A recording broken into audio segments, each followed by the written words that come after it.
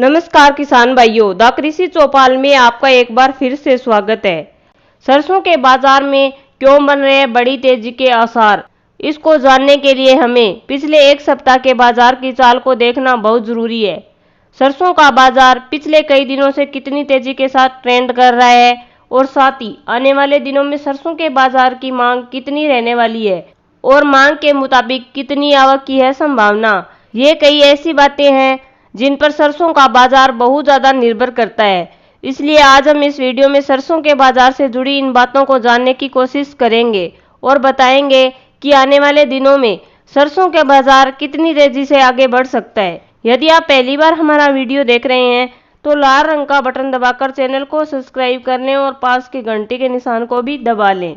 किसान भाइयों, सबसे पहले यदि हम पिछले एक सप्ताह के सरसों के बाजार ट्रेंड को देखें तो पिछले एक सप्ताह से सरसों का बाजार किसी दिन 50 से 100 रुपए तक डाउन हुआ है तो किसी दिन 100 से 200 रुपए तेज हुआ है। यानी कि बाजार में हल्की गिरावट और हल्की तेजी की स्थिति बनी हुई है। हालांकि बाजार मांग में कोई खास गिरावट नहीं आई है, लेकिन सरसों के बाजार की बढ़ती मांग को कहीं न कहीं दबाने की कोशिश की जा रही है ताकि सरसों के बाजार भाव को ऊपर जाने से रोका जा सके।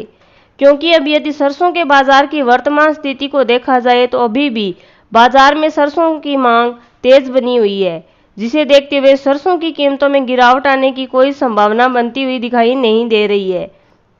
वहीं दूसरी तरफ सरसों की कीमतों को जानबूझकर गिराने की कोशिश के कारण सरसों की बाजार में आवक भी दिनों दिन कम होती जा रही है,